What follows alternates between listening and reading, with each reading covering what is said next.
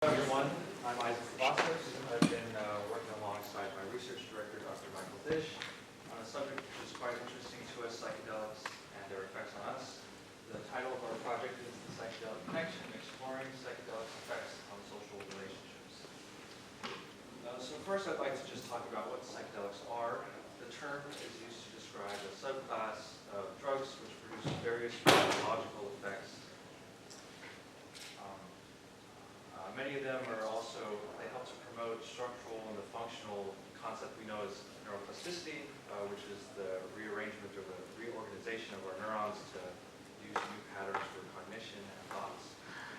As for the psychological effects, simply stated, we could expect to see visual and audio hallucinations, some sort of deep introspection into one's own self or identity, often accompanied by some sort of individual change in psychology after the psychedelic experience is ended. So humans have been using psychedelics for hundreds, if not thousands of years across many cultures all over the world, and we have not had as much time to investigate these substances with a scientific mindset. At the current moment, I'd say we're going through a sort of psychedelic revival in the literature, and these substances are posed as a sort of catalyst for alleviating symptoms in persons with mental health disorders.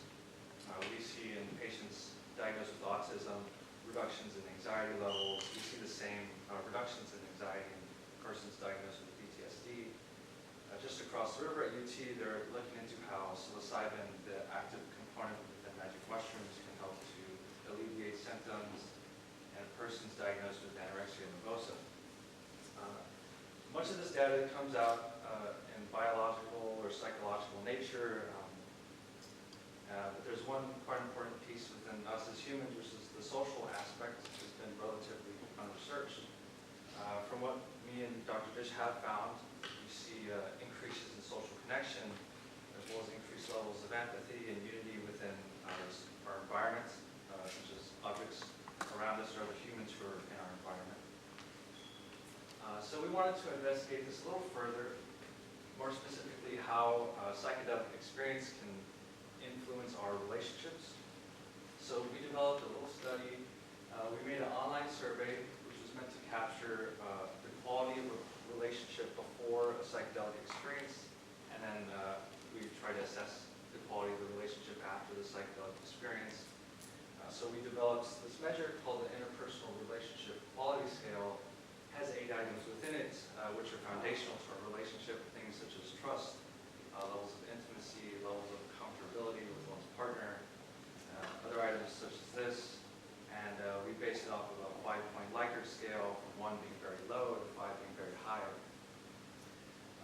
So we asked participants, we assessed their relationship quality before the psychedelic experience occurred, and we asked them to recall this in a retrospective manner.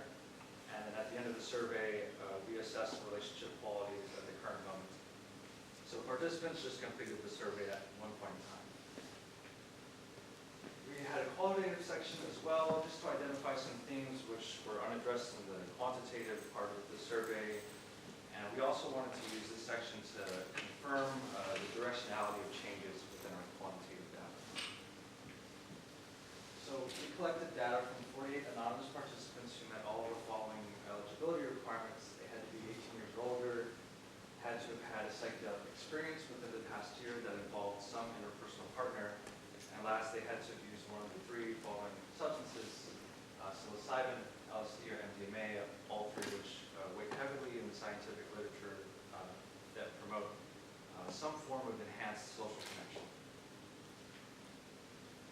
So some basic information we got.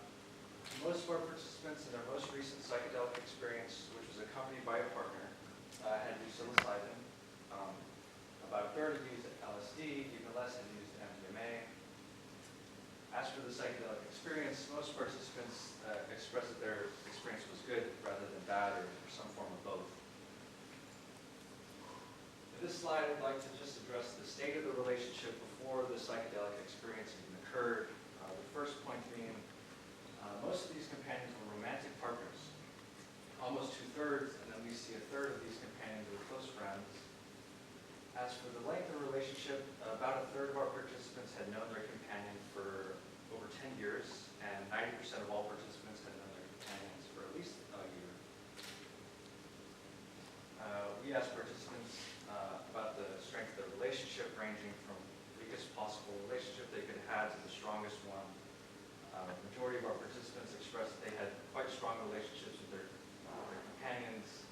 Very little had weak or even average relationships with their partners. Here I'm going to showcase some descriptive data of the relationship from the Interpersonal Relationship Quality Scale before the psychedelic experience occurred. Again, this is on the 5-point Likert scale from 5 being the very highest. And we see the averages in each of these items on the higher end of this Likert scale. I'd like to also point out trust was the item which scored the highest average and had the lowest deviation. So we can assume, trust is a very important aspect in these relationships and before even having a psychedelic experience with someone else. We completed a Shapiro-Welt test for normality as well, which confirmed that most of these, actually every item in our measure was skewed. So we decided to assess our data on a non-parametric distribution. We compared it to the current quality of the relationship.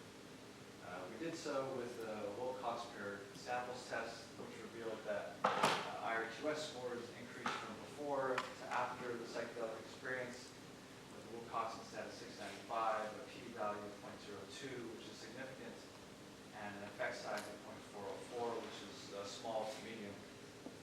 On the left, we got two figures here. On the left, we see the IRQS scores before the psychedelic experience. On the right, we see the scores at the current moment of completion of the survey. We see some deviation at the left. While scores are still high, but when we compare it to scores afterwards, we see that this deviation has a much tighter grouping, and of course, people are scoring a little bit higher.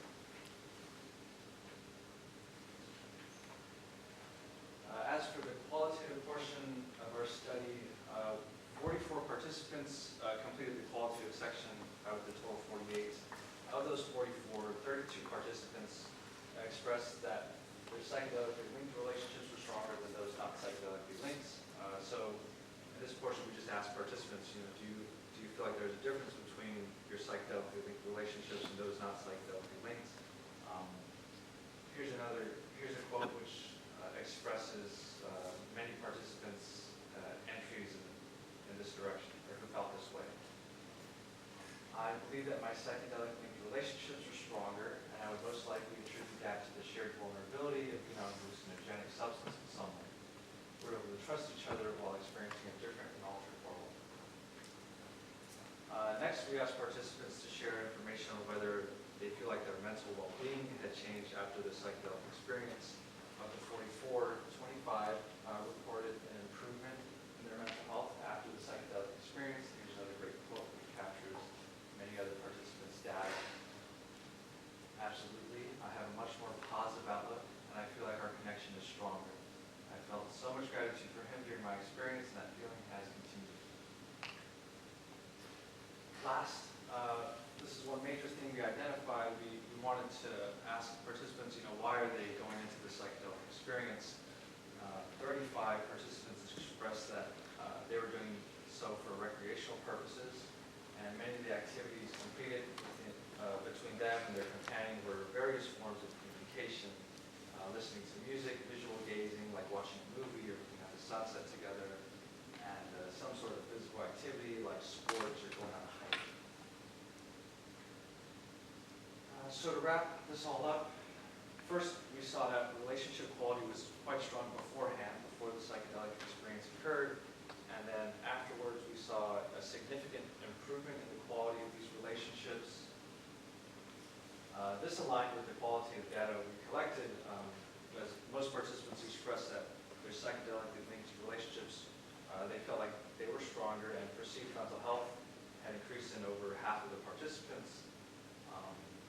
This last point, recreation, I wanted to speak on how most participants came into this with recreational intentions as opposed to some sort of therapeutic or self-exploratory, even religious purposes. Most most of our participants really just wanted to have some sort of fun or to be entertained. And along with this, we see that there were increases in the quality of the relationship with this intention. The field of social sciences has already emphasized strong connection between our relationships and the social support we get from these relationships, and a strong correlation with that in our individual mental well-being. So perhaps we can start to formulate some idea of how we can use psychedelics and maybe alternative methods, and maybe recreational, some sort of socially driven context which can improve our mental health by directly improving our relationship qualities.